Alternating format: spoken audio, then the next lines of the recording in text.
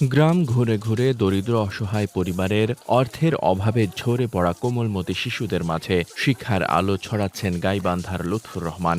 ৭৫ বছর বয়সী এই শিক্ষক কখনো পায়ে হেঁটে, আবার কখনো বা সাইকেলে করে নিরন্তর সংগ্রামে ছুটে বেড়ান এক গ্রাম থেকে আরেক গ্রামে।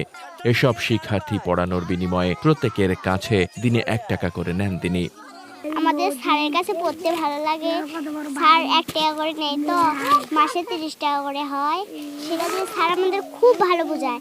গাইবান্ধা সদরের বাগুড়িয়া গ্রামের লুৎফর রহমান যমুনার করাল গ্রাসে বাড়ি ভিটা হারিয়ে নিঃস্ব হয়ে আশ্রয় নিয়েছেন বাঁধে। সেখানে স্ত্রী এবং ২ ছেলে আর ২ মেয়েকে নিয়ে খুব কষ্টে জীবনযাপন শুরু করেন তিনি।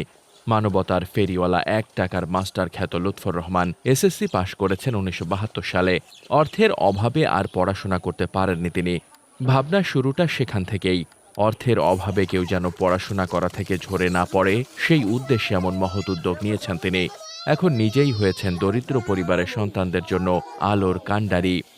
আমাদেরকে বাড়ি থেকে যে ডাকে নিয়ে আসি পড়া আমাদের খুবই ভালো লাগে। ক খ পড়ায়, আবার ফির হলো ABCD পড়ায়, ১ ২ পড়ায়, আবার ফির ছড়া পড়ায়, কবিতা পড়ায়, এগুলো পড়ায়। প্রতিদিন ফজরের নামাজ পড়ে বাড়ি থেকে বের হন লুৎফর রহমান।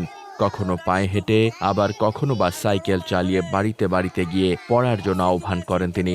তাকে দেখেই বই হাতে ছুটে আসে কোমলমতি শিক্ষার্থীরা। তাদের খুব সমাদর করে খোলা জায়গায় বসিয়ে পাঠদান করেন তিনি। তার কাছে লেখাপড়া শিখতে পেরে খুশি কোমলমতি শিক্ষার্থীরা। তার এমন মানবিক কাজে খুশি অভিভাবক ও এলাকাবাসী। উনি সাইকেল যোগে, কখনো পায়ে হেঁটে দূর দূরান্তে ছাত্রদেরকে, উনি ঝরে পড়া ছাত্রদেরকে লেখাপড়া শেখান এবং তিনি ১ টাকা মাস্টার হিসেবেই তিনি পরিচিত।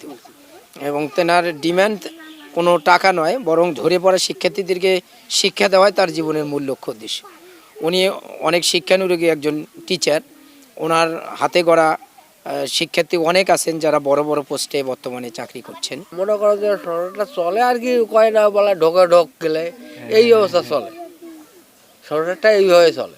বাঁধের ধারেই তখন থেকে উনি বাড়ি করে আছে। উনি অভাবগ্রস্ত লোক ছিল এবং এখনও আছে, যা রাস্তার ধারে উনি এখনও বাড়ি করে আছে।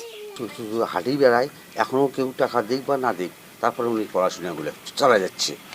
ছাত্র ডাকে ডাকে নিয়ে এসে পড়াই বুঝছেন বাবা, বললাম যে এখন তোমরা যাতে পারবেন অত বসবি, ছাত্র সুন্দর করে নিয়ে বসে পড়াইবি।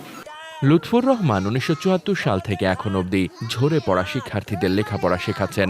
পারিশ্রমিক হিসেবে নেন দিনে মাত্র ১ টাকা। টাকা না দিলেও কোনো অভিযোগ নেই তার। উদ্দেশ্য একটাই, কেউ যেন অর্থের অভাবে শিক্ষার আলো থেকে বঞ্চিত না হয়। প্রতিদিনের টাকা যা পান তাই দিয়েই চালান সংসার। দিন দিন বেড়েছে জীবনযাপনের ব্যয়।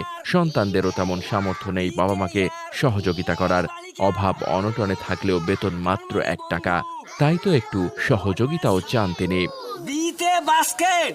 তার কাছে শিক্ষা নিয়ে কেউ হয়েছেন ডাক্তার, ইঞ্জিনিয়ার, কেউ বা হয়েছেন শিক্ষক, ব্যারিস্টার। এটি তার সফলতা। জীবনের শেষ মুহূর্ত পর্যন্ত ঝরে পড়া শিক্ষার্থীদের মাঝে শিক্ষার আলো ছড়িয়ে দিতে চান তিনি। পিতামাতা গুরুজনের প্রতি সেবা করা রাখবি, তাহলে তোমার লেখাপড়া ছাত্রক বলে আমি পিতামাতা গুরুজনের সেবা করো, শিক্ষক প্রতি সম্মান করো, তো আব্বা আম্মাকে সম্মান করো, তাহলে আমি খুশি হই, সবচেয়ে আনন্দ পাই। ছেলেমেয়েদের শিক্ষা দিতেছি, এটাই আমার আনন্দ পাই। আর্থিক অবস্থা শোচনীয়। ছেলে এখন চাউলের দাম বেশি হওয়ার ফলে, খরচের দাম বেশি হওয়ার পরে আমার হয়, ওই টাকা দিয়ে হয় না। কাপড়ে কিনি, লুঙ্গি কিনি, শাড়ি কিনি, নিজের কাপড় করি, সব মহা মুশকিল মধ্যে পড়িয়েছি। চাউলের শর্ট পড়ে যায়, খাবারের শর্ট পড়ে যায়, তখন আমি কি আর কি ছাত্রবাদ যাই। ছাত্রবাদ যে সমস্ত ছাত্র আমাকে মহব্বত করে সেটাখানে খিলে, আর না খাওয়াইলে আমি বিস্কুট টিস্কুট খায় থাকি, কালকাটি চা বিস্কুট খায় দিনকে নির্ভর করতেছি। লুৎফর রহমানের এই মানবিক উদ্যোগকে সাধুবাদ জানিয়েছেন সদর উপজেলা নির্বাহী কর্মকর্তা মাহমুদ আলী হাসান। তিনি আলোর এই ফেরিওয়ালাকে সহযোগিতার আশ্বাস দেন। উনি বলেছেন যে উনি যদি একটা খাস জমি পান, সেটা আমরা সেখানে তাকে যদি আমরা ব্যবস্থা করে দিই, তিনি ভালো থাকবেন। আমাদের ইচ্ছা যে আমরা একটা খাস জমি যদি ব্যবস্থা করে দিই, মানে আমরা ইনশাল্লাহ সেই দিকে আগাচ্ছি।